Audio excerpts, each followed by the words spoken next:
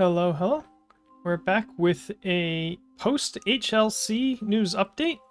Kind of a strange few weeks for news every time, kind of after World Championships, things are kind of quieting down. We're in a bit of a holding pattern, waiting for the next rotation. They did a little bit of retro stuff last week, and the news has been sort of bits and bobs and odds and ends as we start getting close to the Dark Tournament release events starting on February 23rd and going on for a week after that. But, first and foremost, right off the top, our new world champion is Nick Reagan. For those who don't know him, you might recognize him as definitely a bot on the Discords. He's a moderator on the main Discords. He's done a lot of work maintaining the TTS mod, and he's run a bunch of community events, and really a pillar of the community. Really great, really cool to see him win. Really nice guy. Brings the cube to places. if you've seen that, if you've gone to events, so everyone's really excited for that. He won with an Order Endeavor 3 deck, an Order Kicks list, which is promptly going to rotate pretty soon here. But I will put the link to the UVS Ultra lists in the description. They've gotten those up, the top 32 HLC lists there.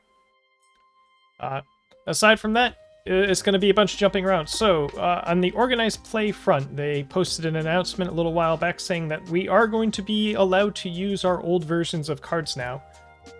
So, I assume that encompasses things like Showdown, that encompasses Hacker Extraordinaire, some of the cards that have been reprinted that we were not allowed to use older versions. We will be able to use them. This is especially pertinent with all the reprints coming in the Dark Tournament set, in that 12th reprint slot that's going to be in the packs. You will be allowed to use your old versions of those cards. There's a big article explaining this in more of a weird and technical way than it probably really needs to, but you can go look at that for the details, because there's some cases where cards have the same name and different licenses and stuff that they need to technically corner case cover. But the basic offshoot, you can use your old hackers. You just have to be aware of what the most recent printing is. This card has a block, etc., etc. In another announcement, as was kind of expected after they put up a poll on this, they are going to make some changes to the draft format. You'll be allowed to pick a character from the set after you draft your cards. So this means that while you are drafting, you do not need to worry about exactly what characters you are opening. You just need to pay attention to what's available, what support kits are you seeing. Nobody's taking the Ryukyu stuff, for instance. You can draft the Ryukyu stuff and then pick Ryukyu after, even if you never opened her. So much more sort of true to the classic MTG style draft, where you figure out where you're going to go as you're going through the draft itself and seeing what's available, and you can draft what works for the cards that you're seeing, as opposed to being shoehorned into, man, I hope I opened a good character in the first 2 or 3 packs. So that should be a lot better competitively. With the Yu Yu Hakusho Dark Tournament set, we'll see how that goes in terms of, I imagine a lot of people are going to just assume out of the gate that it's best to play young Toguro, just because he's the 6-hand size damage stick character, but there's some other ones that'll be pretty good depending on what you draft, and obviously not everybody can play those 3 symbols, so that'll be an interesting one to see how that shakes out. But in any event, much healthier than some of the alternatives for sure in terms of competitive level. And lastly, they're not banning anything for February. That was kind of obvious. There was no chance that was going to happen right after the HLC, right before rotation. Nothing grossly stood out at the HLC. There was a lot of overhaul, but the Pardon Frenzies and the cards that he's leaning on are largely rotating. So I'm sure there will be new viable overhaul lists post-rotation. I don't think we have to worry about him, but we don't really know what they're going to look like.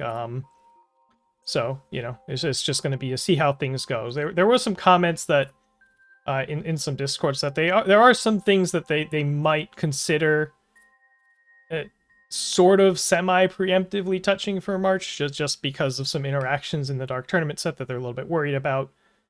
We'll see if they decide to do anything like that, or if they just let it ride for the March 9th and 10th Wish Tournament, and then the weekend after is the Webcam Regional. So there's going to be back-to-back big tournament weekends coming just 2 weeks after these release events fire off. So looking forward to that. Bouncing to some product stuff, they posted an article. They didn't really advertise this on their socials or anything, but they did put up an article showing off some Attack on Titan demo decks that they're producing. And these are going to be demo only. The cards say not legal for tournament play in them. They are numbered The demoer is expected to stack the deck and go through a script, basically, is how these are designed. And as one would expect from a purely demo product, the cards have almost no text. They have some flavor text on them, but it gives an early look at sort of some of the art that's going to be on these cards. It's kind of colorized manga art. Some people really like it. Some people are less fans of it. You know, it's art. It's always going to be like that. The one strange thing is that the characters had 2 symbols and the cards all had 1 symbol on them. All the cards they showed had exactly air and no other symbols. We're assuming that's some weird gesture at demo deck simplification. But it is notable because they didn't just put 3 symbols on those cards. We're not really learning anything about, you know, what these characters' 3 symbols are going to be or anything like that. Or, you know, maybe it's possible that this is a change that they're making. It would be a weird one, but, you know, they have said that they're making changes with Attack on Titan, so a little bit of eyeballs on that. More near term, we get to see up here, they showed off in an email. I think this is the only place we saw these was in an email. Got to see the promos for the local qualifiers. These are the new store provisional tier events, essentially, that are going to be, you know, firing off the coming, the 6 weeks after the Dark Tournament release is when you're going to be allowed to hold them. Each store, I believe, can have 2, and they are 4 characters. They're Ochako, Deku, Bakugo, Todoroki in this sort of dress attire, I guess so to say, and some sort of action poses. They look pretty good. The way this is set up, you'll get the top 8 will each get a Bakugo and a Todoroki. The top 2 at their store provisional local qualifier event will get the Ochako, and the winner will get the Deku. So the Ochako and the Deku are going to have some exclusivity to them. Might hold a little bit of value, might be pretty popular. They are all, you know, newer versions of those characters that are going to be legal for a while, so a little added bonus on top of, you know, just getting some SPCP for doing well at these events and possibly winning to, you know, sort of easy qualify for nationals, etc., etc.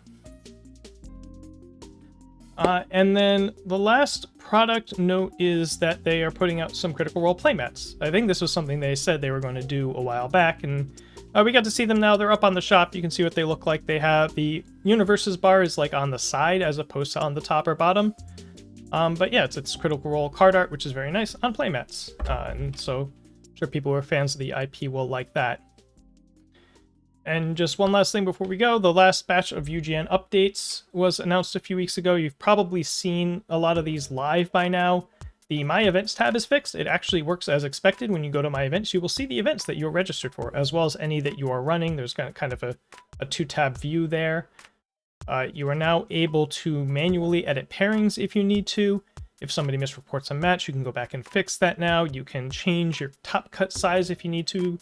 If for whatever reason you're doing like a store or box event or something with a top cut and it wants to give you a top 8, but you only have time for a top 4, you can change that, or vice versa.